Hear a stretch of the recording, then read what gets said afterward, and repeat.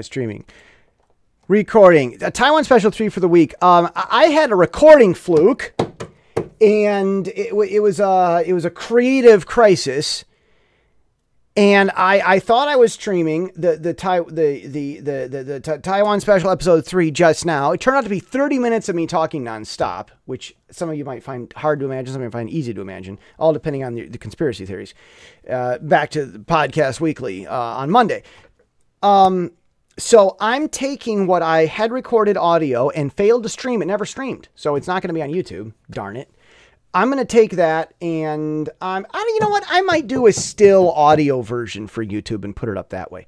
But I'm going to take that yesterday, make it Feature Friday. So when you get to Feature Friday tomorrow, there it's coming. It'll be 30 minutes. It'll be long, rambly, and kind of a little bit out of format.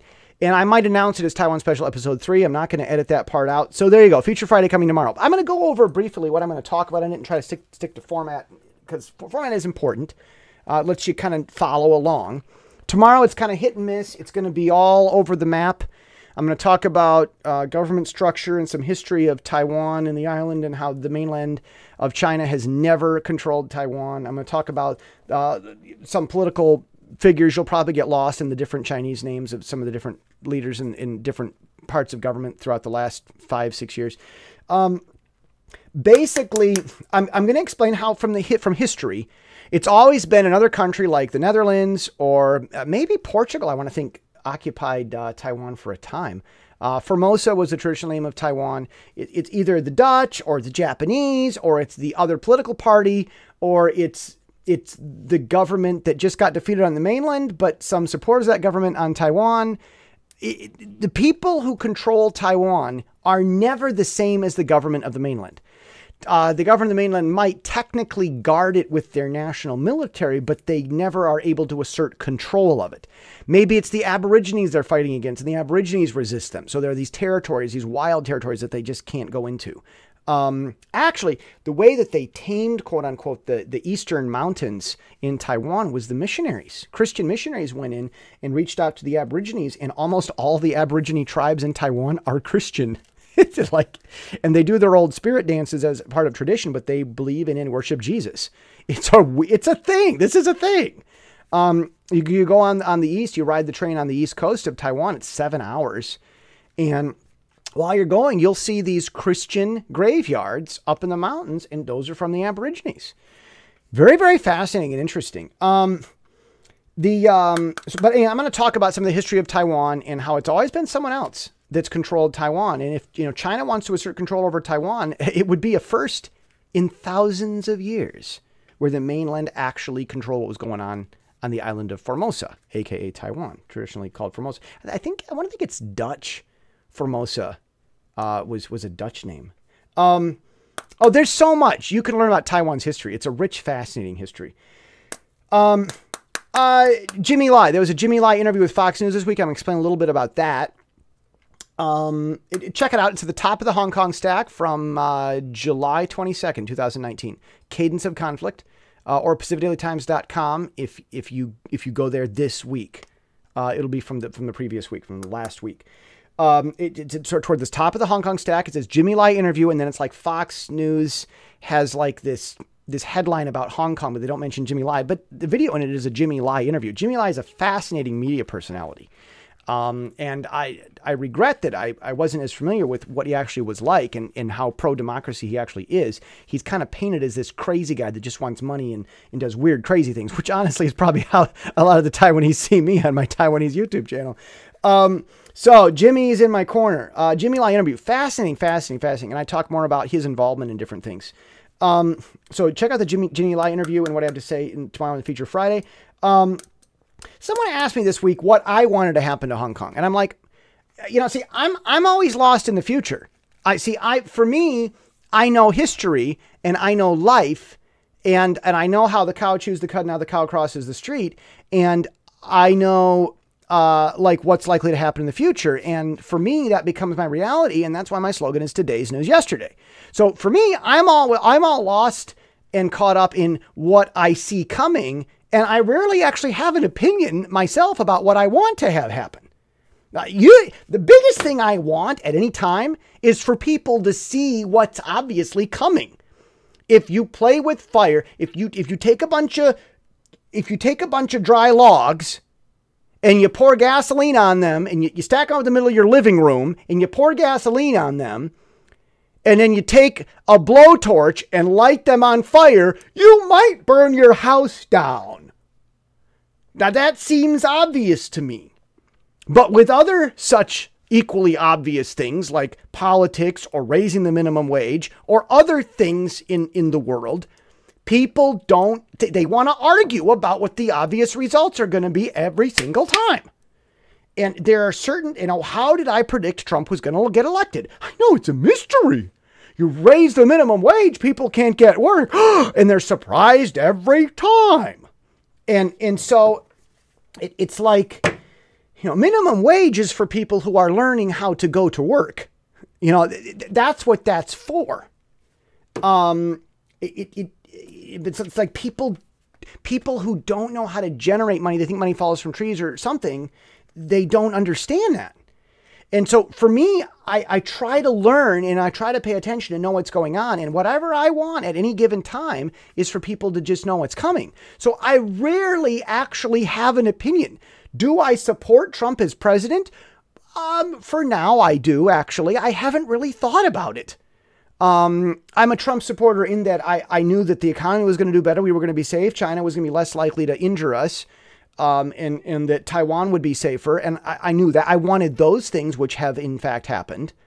But am I a brainless minion Trump fan? Am I sold out Trump? I was a Reagan fan. I don't know. I like what he does. I knew it would happen. I wanted it to happen. But my opinion is just more on the fact that Trump was already elected in 2020 when he announced in 2015. And I want people to know that. That's what I want. People to see what's coming. So I just, someone asked me what I wanted to have happen to Hong Kong. Me? An opinion on what I want? You mean I actually I rarely get what I want. What I want is for people to turn their brains on. And I've just kind of given up because it's never going to happen. So someone asked me this week what I wanted to have happen with Hong Kong. Well, I thought about it. What does Jesse want to have happen with Hong Kong? Look, Hong Kong was at its best when it was controlled by both China and Great Britain. Under China, everything was just nothing. It was just dead. It was just deadbeat. And, no tech, no new ideas, people dominating everybody, no progress. They invented sailboats and then burned them. Like they invented the first sailboats, the best sailboats ever, and then they burned them and stopped it. Like they're very anti-progress. Businessmen and merchants were horrible. If you wanted to be elite, you had to work for government. Chinese society, ancient society, we think it looks nice and stuff, but there's a lot of oppression. I mean, how dare anyone have a new idea? You were a new idea, they torture you. So Hong Kong or Britain came along and they were actually able to have ideas, but there were only 3 newspapers when Britain controlled Hong Kong. They had a very narrow thinking. They were practicing learning English. They were getting some Western habits. They got whatever good came out of the Bible. Hong Kong seems to have gotten the best parts of the Bible and not the worst. It's really weird. America's gotten some of the worst parts about a Bible culture, a Bible thumper culture. Hong Kong seems to have gotten only the good parts of the Bible thumper culture and not the bad parts of the Bible thumper culture. Like that's a thing. But then when Britain left in 1997, they went from having 3 newspapers to having hundreds. And the people in Hong Kong got an international perspective. And a lot of stuff really opened up, including ideas. And so in the transition, I mean, is during this joint British-Sino joint declaration thing, China and Britain both had their militaries and their governments and their officers there in Hong Kong. In those times, that was when Hong Kong saw its best days. And it's coming to an end because of gentrification. Even in the last 5 years, it's become unlivable in Hong Kong. Even before that, it was really getting expensive. But now it's just terrible how expensive everything is. Because China just, the Chinese in the mainland of China want a place to escape to so they can be free. And so China just lets more Chinese go in and take over China with their flooding it with their people, breeding out the locals, so to speak. And just more and more people go into the same little already cram-packed little piece of real estate. Real estate prices just go up. And the only people coming in are ultra rich and can afford a house that's, maybe a quarter of an acre. And then all the locals can't afford to live in a broom closet. It's called gentrification. And that's happening. That's been more recent, especially really hit peak in the last 5 years. It's really become unbearable. But in those early days when Hong Kong had just opened up under China and Britain had just left, when it was right between British and Chinese control is when Hong Kong saw its best days. Now, why can't, so those were the best days. That would be best for Hong Kong if it was ruled by a joint Sino-British oversight body, but then governed itself. Passports and military would be handled jointly, and everything else completely, totally self-governed by Hong Kong. If that happened, Hong Kong would amazingly prosper. Now, I think that China owes some real estate to Hong Kong because of all the people they allowed to go in. They should give those people extra real estate to be able to expand themselves, so that real estate isn't unbearable. But other than, China under China, they strong-armed Hong Kong's government, let those Chinese people go in and live there. They got to give them space. But other than that, really, it wasn't wonderful under the British. And some people, the pro-China people, actually argue that. So if you really want to know what's best for Hong Kong, it would be both. Now, why can't Hong Kong be independent? Because they don't have their own military. Singapore has their own military. But Hong Kong does not have their own military, and they are not asking for a own military.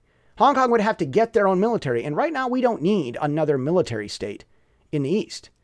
Hong Kongers are not allowed to be in any military, actually. This is a thing. Or they're not allowed. I suppose if they have dual citizenship elsewhere, they could be in that military elsewhere. But Hong Kongers, they're not allowed to have a Hong Kong military. They're not allowed to join the Chinese military. So Hong Kong cannot have its own military, and they're not asking for it, and we don't need to create another military.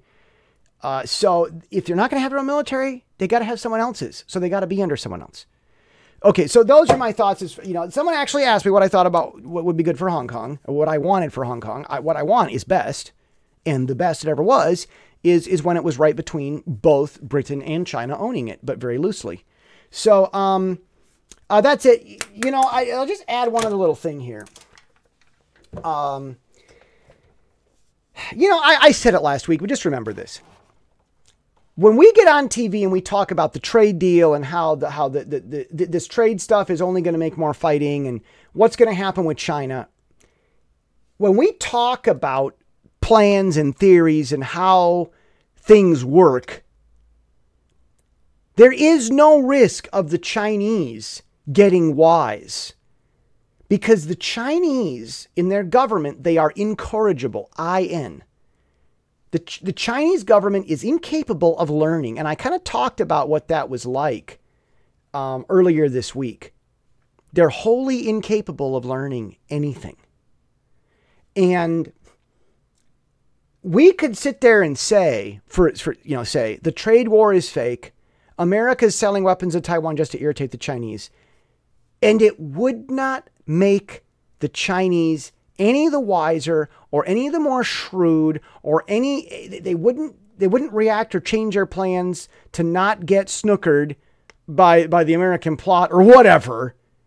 It wouldn't affect it because they won't change. They will not listen. And it's just something to think about. They're so hard-headed. You could leak the Pentagon's war strategy plans to the Chinese and it wouldn't change their strategy, because they're so stuck on themselves and so that self-absorbed. It's just a thought to consider and bear in mind. Know your enemy, know your opponent, know your competition, know your friends, know other people and understand them. And that's one reason I share that, is to understand, we're dealing with a different type of critter here with China.